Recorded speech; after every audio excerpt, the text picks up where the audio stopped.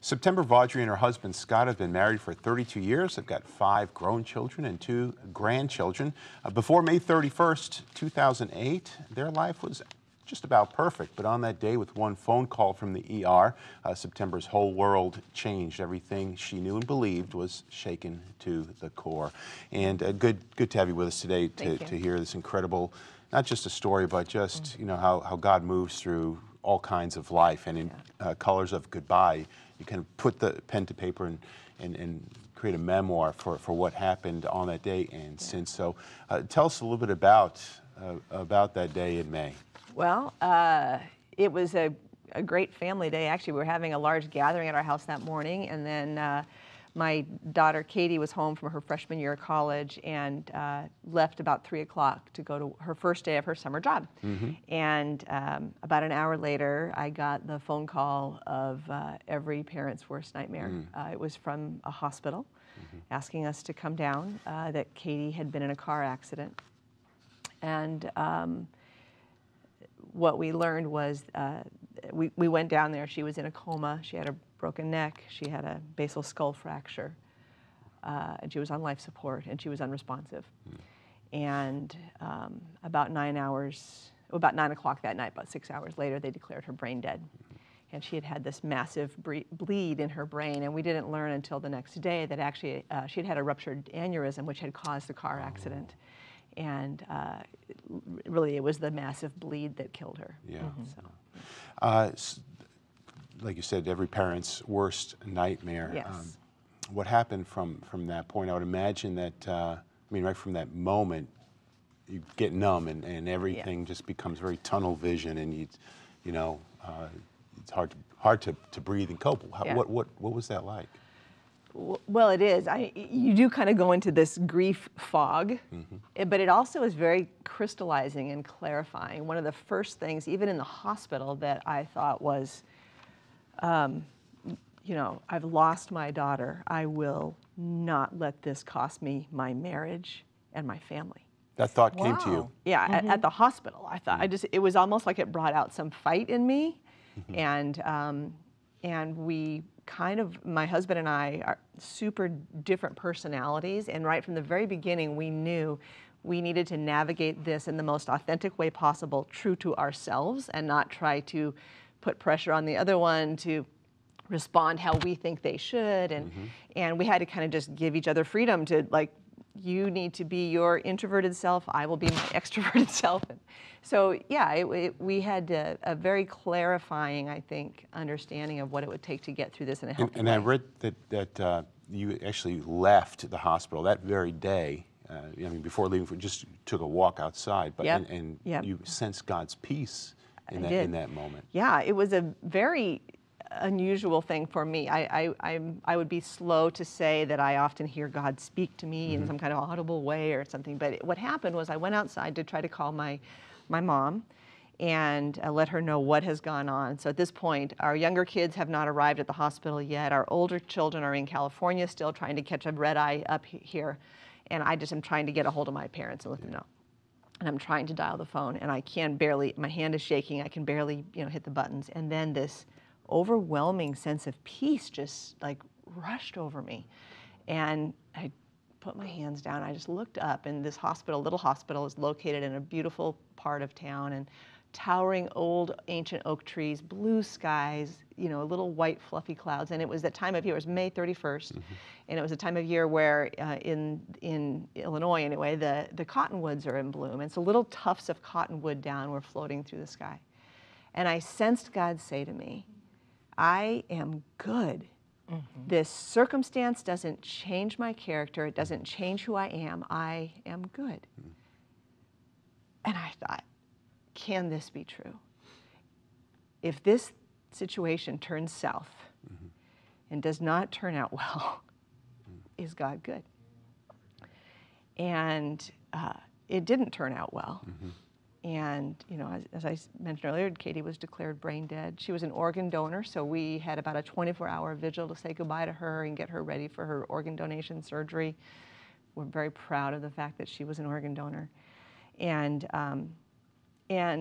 scene by scene, day by day, month after month, now it's been 8 years, I can promise you God was speaking the truth. He is good.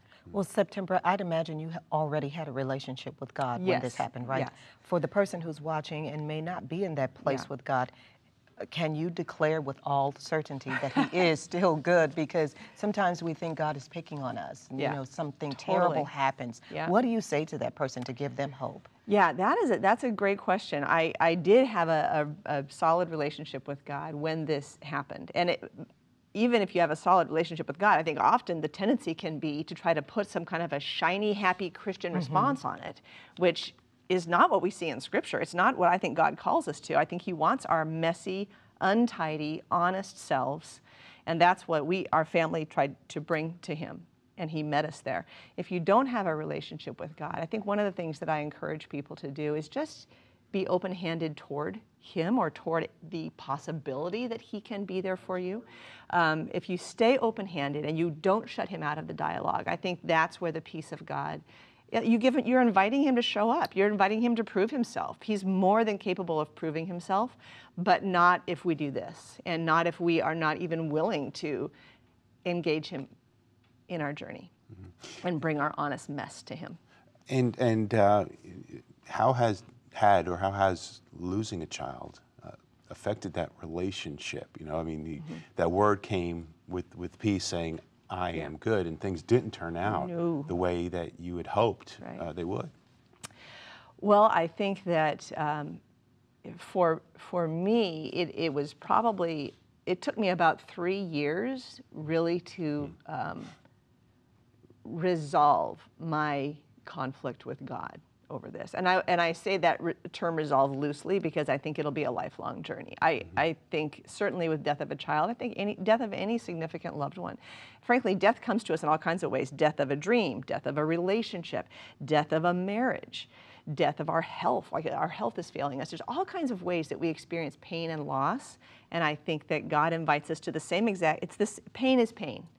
And I feel like when we, again, can stay open-handed to God and invite Him into that process, He is able to then show up for us. And we notice His fingerprints in our lives in significant ways. He showed up relentlessly. He was relentlessly, aggressively good toward us.